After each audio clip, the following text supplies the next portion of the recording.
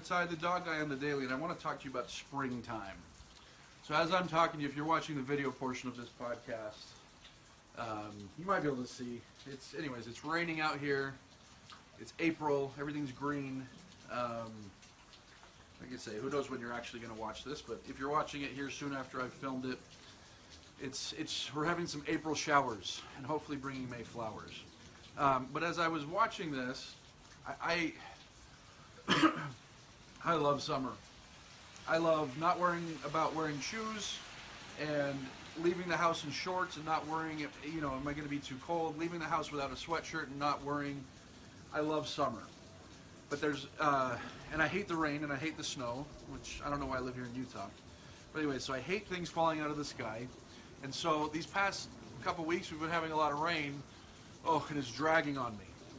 But to me there's one little silver lining, is I look at and I see how like green the grass is.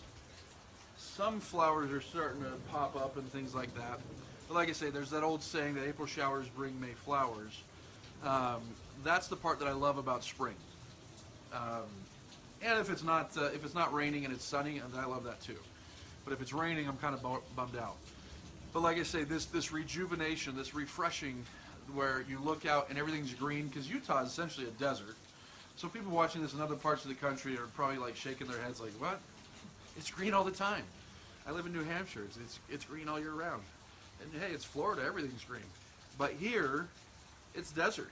And so we get like this brilliant green. And then maybe if we water the lawns enough, we get it. And then that's where all the dudes in the neighborhood stand outside, like looking at each other's lawns and recommending fertilizers and other stuff that bores the crap out of me. But anyways, it reminded me about dog training.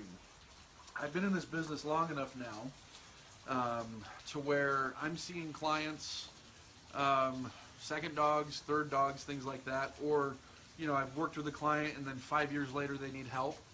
It just reminds me of the need for constant rejuvenation with our dog training. If you train your dog once and you let it go, your environment is essentially a desert. Where if you train the dog once and then you don't stay on top of it, that green grass is going to get brown, dead, and things like that. Now you can always bring dead grass back, but it's easier to bring back grass that's just slightly off color, right? Get it a little watering and you're good. That grass that's died, you might have to rip some of it out. You might have to get some crazy fertilizer. You might have to flood it. Actually, I don't even know what you'd have to do. I don't do any of my yard work. I can't stand yard work. But I know you have to do something more drastic if your grass has totally died. And it's the same with your dog training. If you completely let your dog training go to pot, you might have to rip out some of the dead grass. You might have to get some crazy fertilizer and just throw some ton of water on it. Whereas it's a lot easier to just simply make sure you water your grass all year long. Well, not all year, because it snows here. But, make sure that you water your grass when it's not raining. Make sure that you're maintaining it. Make sure that, that your dog training is kind of this constant spring rejuvenation.